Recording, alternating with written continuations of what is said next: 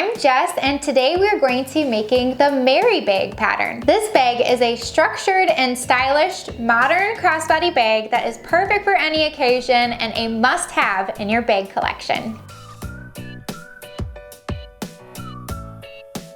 Welcome to the Sallie Tomato YouTube channel. If you're new to sewing or like sewing fashion-forward projects, we are so excited that you found our channel since we have lots of inspiration and fun tutorials to share with you. So like I mentioned, today we're going to be making the Mary bag pattern. This pattern is a charming crossbody bag with a structured shape and fashion-forward metal handles. This bag pattern also features an adjustable crossbody strap, top zipper closure, interior zipper pocket, and a boxed base for additional depth. This pattern was inspired by the classic movie It's a Wonderful Life. If you know me and you've been following along with Sallie Tomato for a while now, you know that I love classic movies, so all of the patterns that I design are named after classic movies. This bag pattern pairs well with the Bella and Lucky Penny wallets. All of our patterns can be found online or at your local Sallie Tomato retailer.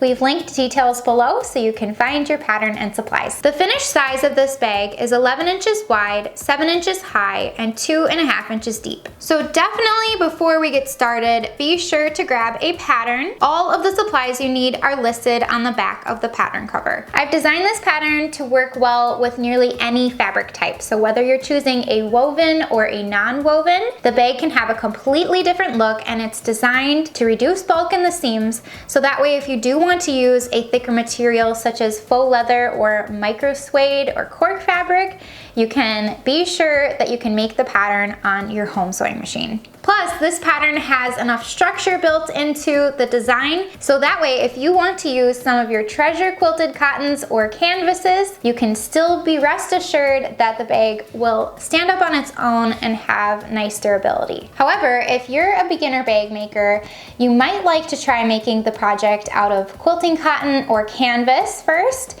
to get a feel for the pattern and the design. Just know that the pattern is designed to have a great structure, so your bag will turn out just as beautiful and high quality rather than using one of the non-woven fabrics. This bag is a really fun pattern to feature prints or textured faux leathers, so you can really change the look of the bag and customize it to your own personal style. So once you decide on your fabrics, be sure to grab your pattern, gather all of your supplies, cut out the materials according to the pattern, and let's begin the tutorial. First of all, I always like to go through and review the recommended fabrics for this project. For the main fabric, you will need to cut out 2 pieces. This will be for the exterior front and back. I'm using Sallie Tomato faux leather in our ostrich texture. There are a variety of colors and textures available on our website or at your local Sallie Tomato retailer. However, for this project, you could use virtually any type of fabric. So if you prefer working with quilt weight cottons or perhaps cork fabric or a home deck fabric, you can use whichever fabric that you'd like for this project. Next, you'll need to select a contrasting fabric. I'm going to use the same fabric for my contrast as my main fabric, since I'd like my contrast fabric to match. Your contrast fabric will need to be a non-woven material, such as faux leather, cork fabric, or micro suede.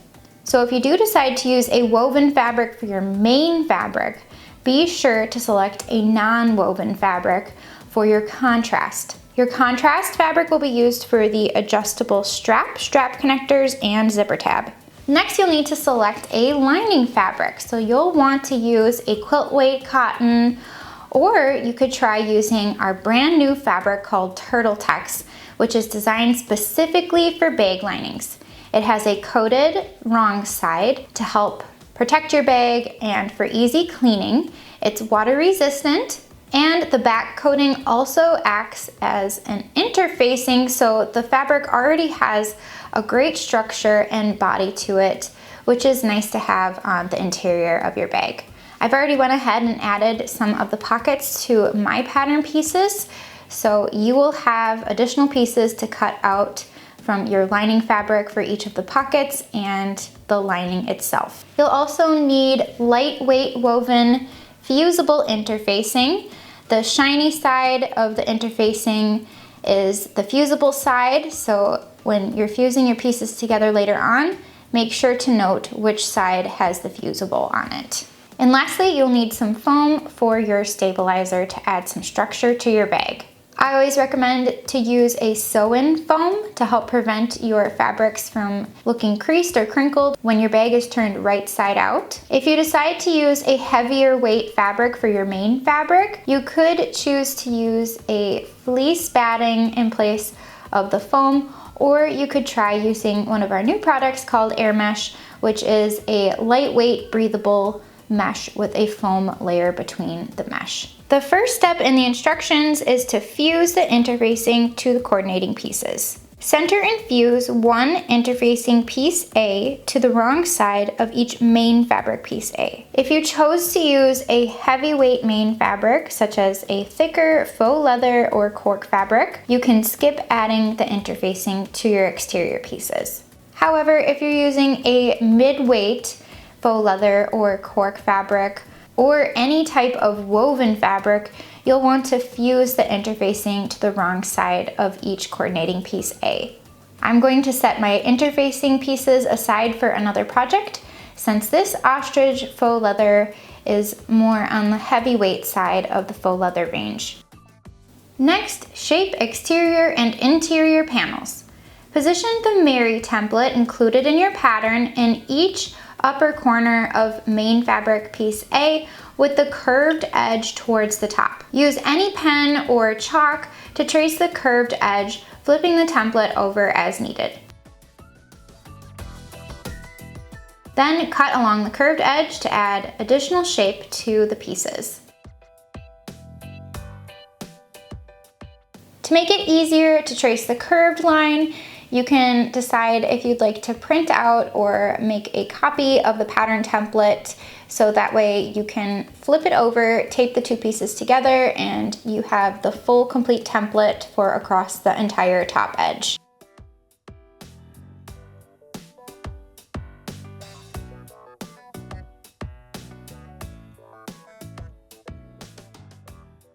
You'll repeat the same process to shape the upper corners of each lining piece E and each foam piece H.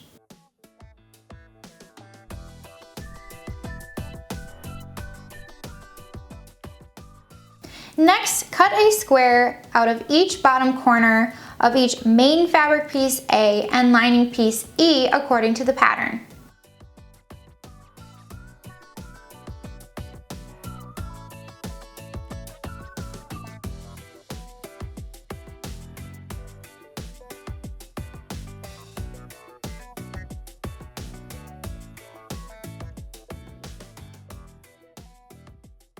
For the next step, there are two options. If you're using a lightweight fabric such as cotton or canvas, you'll want to cut a square out of each bottom corner of each foam piece H.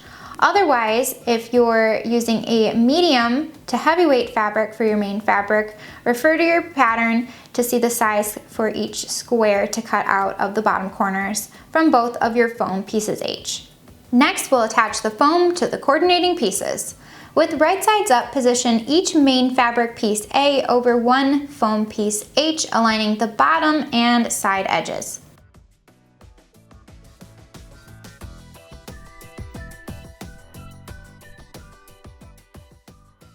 Baste an 1/8 inch from aligned edges only. Do not baste along the topped curved edge, and you do not have to baste along the cut corners.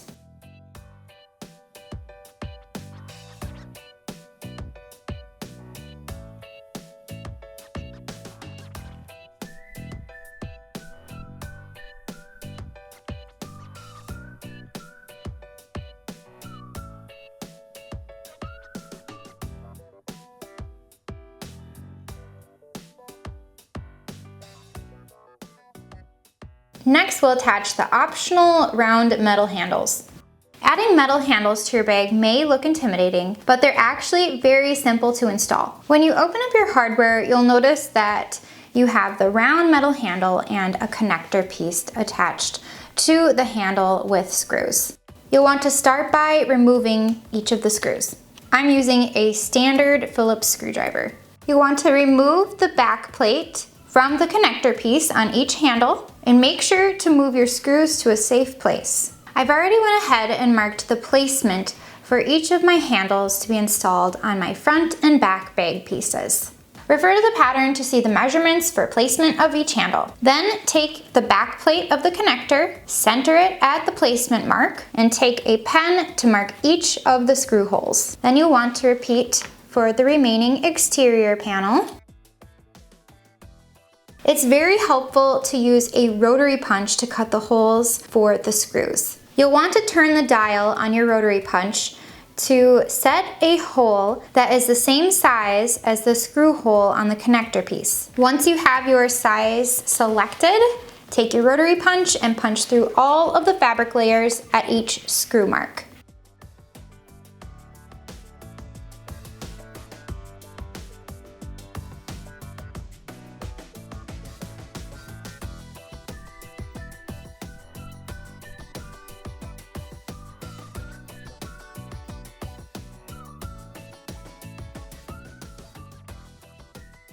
If you think the handle on the rotary punch may be too difficult to squeeze through the layers of your fabric, we also offer a mini punch set that you can use a hammer and a setter to cut the hole sizes that you want. Next, we'll screw the hardware in place.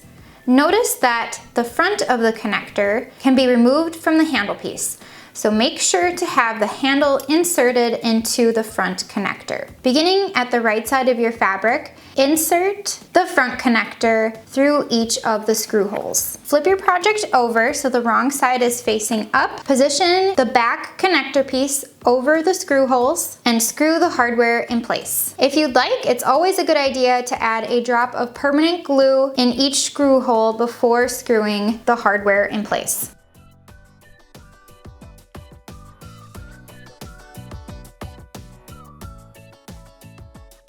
Then repeat to install the remaining handle.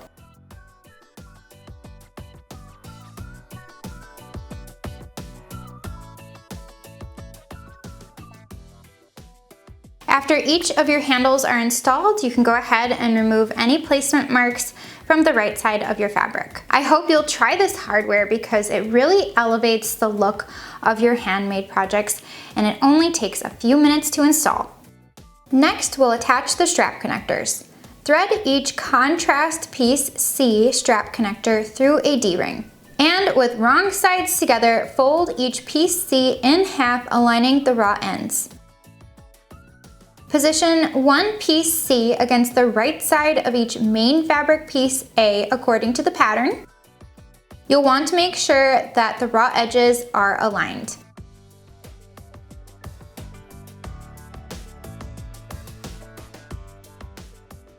Then top stitch the raw ends of each strap connector in place. I like to stitch forwards and backwards several times for reinforcement.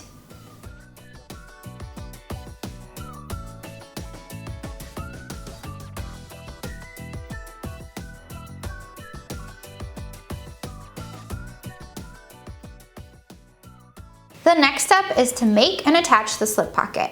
I've already went ahead and attached the slip pocket according to the pattern instructions. If you'd like to see a step-by-step video tutorial on how to attach a basic slip pocket to your bag, visit our YouTube channel to watch a video tutorial, and I will show you step-by-step how to attach it. The next section explains how to create an interior zipper pocket. I've already went ahead and installed my zipper pocket, but again, if you'd like to see a step-by-step video tutorial on how to install a zipper pocket, visit our YouTube channel, which we've linked a tutorial below. It's very important to make sure that you leave the bottom edge of your zipper pocket lining unsewn, because we will be turning our bag right side out through the zipper pocket opening at the very end of the project. You'll also want to make sure that your zipper is unzipped to prepare your bag for turning later on. Now we're ready to assemble the bag.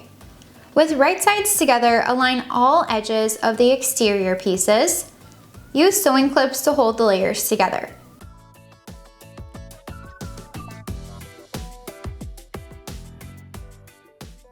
Sew only the sides and bottom edge with a 1/4 inch seam allowance.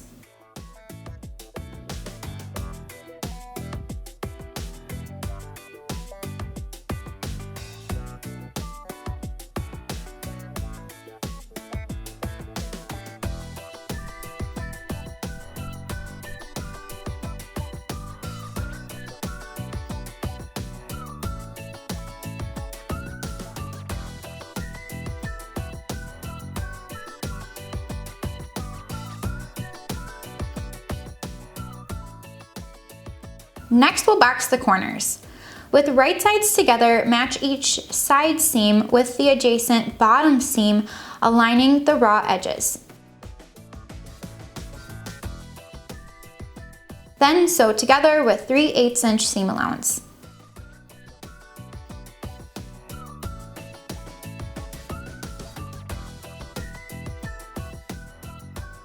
If using medium or heavyweight fabrics, I recommend to sew a second stitch line for reinforcement.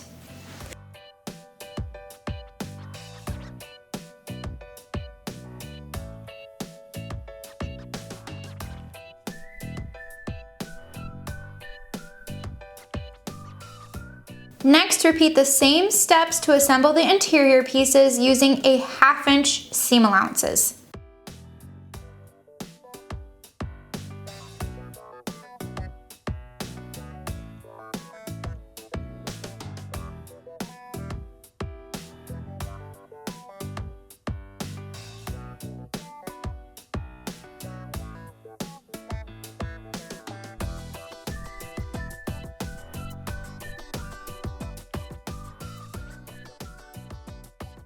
After sewing, trim the interior seam allowances to a 1/4 inch wide.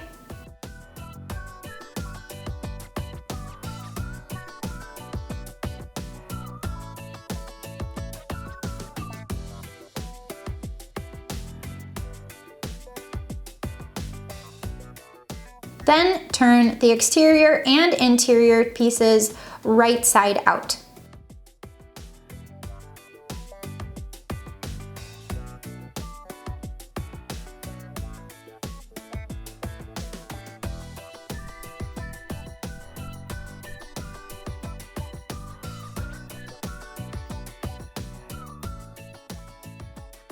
Next, with wrong sides together, align the closed raw end of the zipper along the center of contrast piece D zipper tab. Top stitch the zipper an 1/8 inch from the raw edge.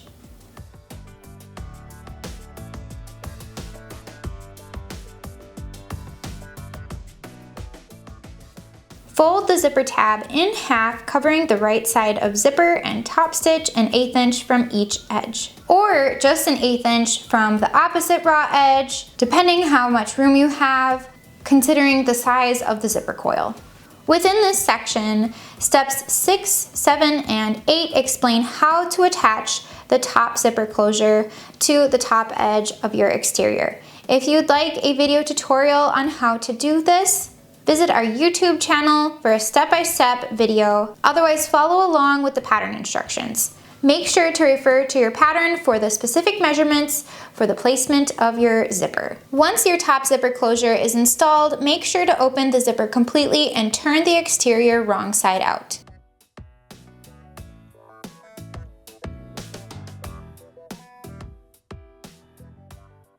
With right sides together, insert the lining into the exterior, aligning the top raw edges and side seams. Use sewing clips to hold the layers together.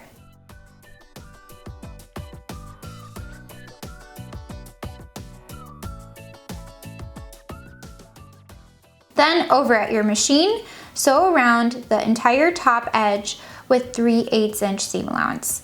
Make sure that the zipper and hardware are tucked down inside the bag as you sew.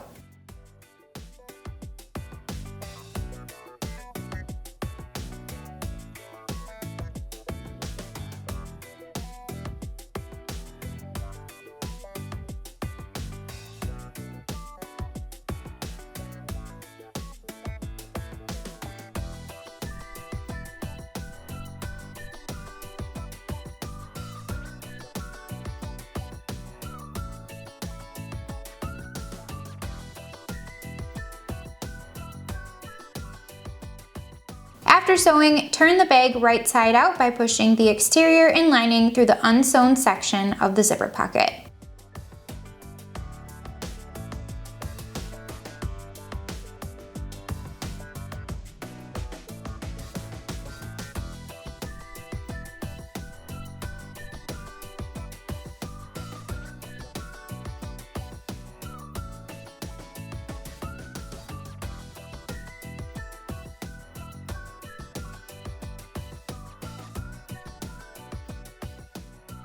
Top stitch the opening in the pocket closed an 1/8 inch from the folded edges.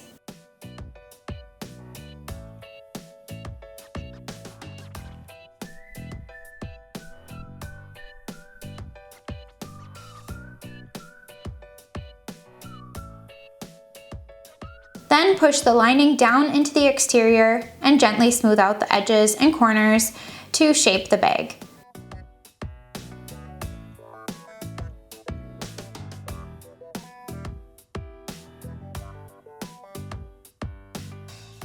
Use your fingers or a seam roller to press the top edge of the bag with the zipper at the top.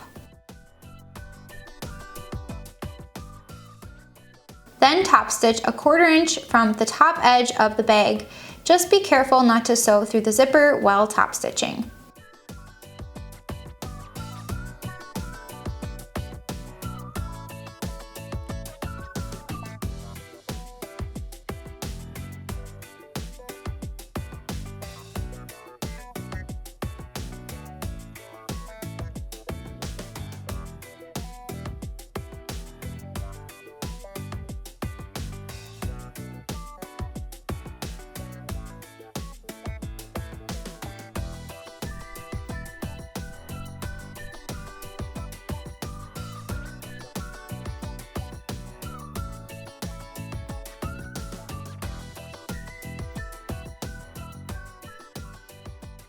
After your bag is assembled, the last section of instructions is to make the adjustable strap. I've already went ahead and assembled my adjustable strap according to the pattern. If you'd like to watch a step-by-step video tutorial, we've linked one down below. Once you've created your strap, all you have to do is clip each of the swivel hooks to one of the D-rings and your bag is complete.